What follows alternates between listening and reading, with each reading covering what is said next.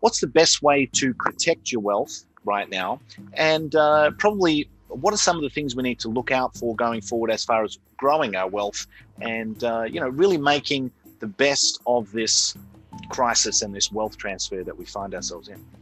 Sure, and that's a great question, and I'd like to start with a real quick story. Go back to 1922, the German Weimar Republic hyperinflation, and that's a well-known story. Everyone knows what happened. We don't need to recite that. But there was an individual at the time, and his name was Hugo Stinnes, and I talk about this at the end of chapter six. The end of chapter 5 of my book, The New Great Depression. Hugo Stinnes saw the hyperinflation coming. And he went out and before it hit and borrowed all the Reichsmarks he could. That was the currency at the time. And he invested in hard assets. He bought coal, steel, shipping assets, railroads, etc. Then he just waited. And here comes the super hyperinflation. Well, he paid back all the debts. I'd like to say he paid pennies on the dollar, but it was a millionth of a penny on the dollar. They were sweeping the currency down the sewers. But he went through the exercise of paying back his debt with this worthless currency, and he kept the assets. And he became the richest man in Germany. And I don't speak German, but his nickname was the Inflationskönig, which means the inflation king. So the point of the story, and it's a true story, you can look up what's in this.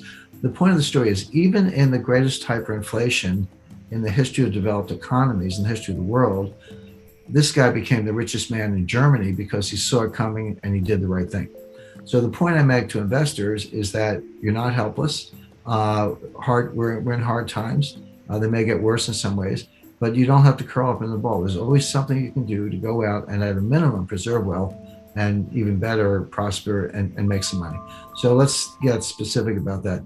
The first thing, and I hate cliches, this is going to sound like a cliche, but it's important to explain what it means, is you need to have diversification. Now that sounds obvious. Every economics teacher will say you have to diversify your assets, but people don't really understand it. I've run into investors and they say, well, I'm highly diversified. I've got 30 separate stocks in 10 sectors. I've got semiconductors, consumer non-durables, utilities, et cetera. And I go, no, you're not diversified. You may have 30 stocks, but you have one asset class. It's called stocks, and they go up together and down together, and you're not protected at all.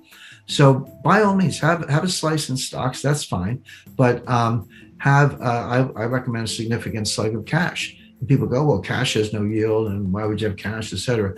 But cash, first of all, if we have deflation, not inflation, cash could be your best performing asset because the real value of cash goes up in deflation. Your money is worth more, even though there's no yield, because it has more buying power.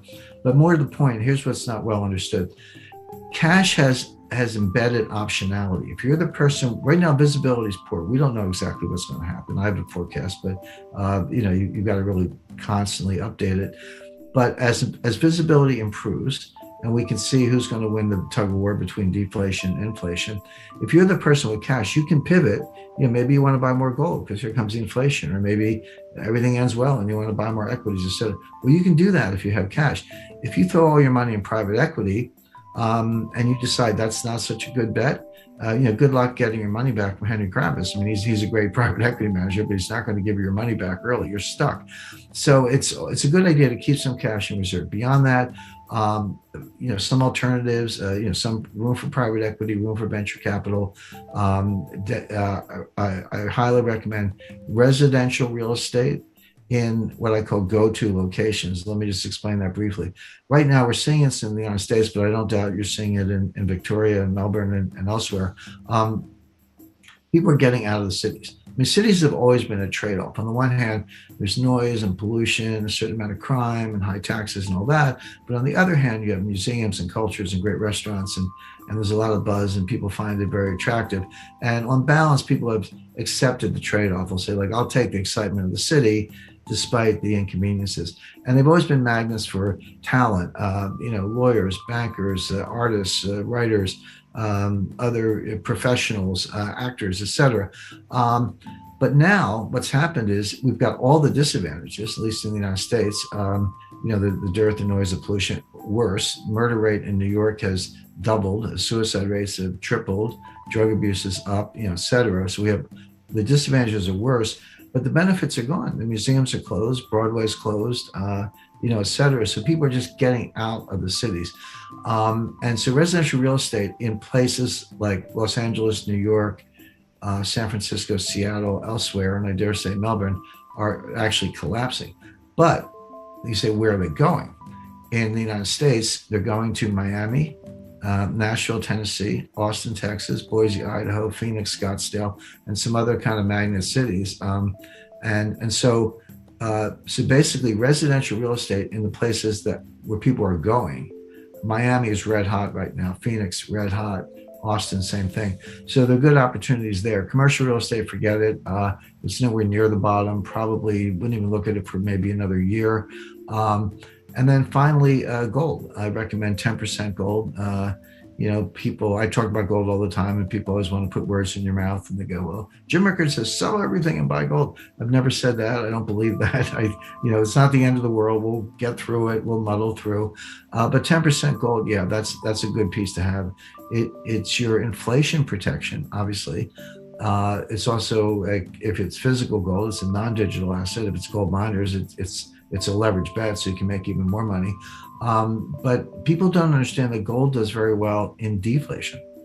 In 1929 to 1933, the longest period of sustained deflation in U.S. history, gold went up 75% from $20 an ounce to $35 an ounce. There's a reason for it. That's going back to what I said earlier. Governments get so desperate in deflation that they devalue the dollar and raise the dollar price of gold to get inflation. So gold ends up being the vehicle to break the back of deflation, which they have to do. So gold does well in just about every state of the world. In conclusion, as we navigate the complexities of today's economic landscape, the wisdom of historical experiences guides us towards sound wealth protection strategies. The story of Hugo Stinnes during the Weimar Republic's hyperinflation serves as a powerful reminder that even in the face of economic challenges, strategic decisions can lead to wealth preservation and prosperity. Diversification takes center stage as a misunderstood yet crucial aspect of building a resilient portfolio. Genuine diversification goes beyond superficially spreading investments, and our exploration has shed light on what it truly means to safeguard wealth. The often underestimated role of cash emerges as a key player, offering not only stability during times of deflation but also the flexibility to pivot as economic conditions evolve. Real estate in strategic locations, venture capital, and a calculated allocation to gold round out a comprehensive approach to wealth management. As we confront the uncertainties of the financial landscape, these insights aim to empower investors to make informed decisions, whether they're protecting existing wealth or seeking opportunities for growth. The path forward may be uncertain, but armed with knowledge and a diversified strategy, investors can navigate these waters with confidence and resilience. If you found value in today's insights and strategies for protecting and growing your wealth, don't forget to show your support by giving this video a thumbs up. Your likes and comments are not only appreciated but also contribute to spreading valuable financial knowledge.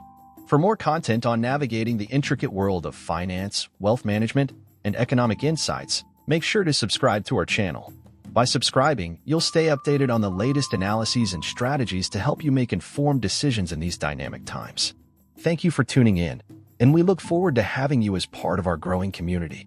Until next time, stay informed, stay empowered, and stay ahead in your financial journey. Subscribe now for more invaluable content, and I'll see you in the next video.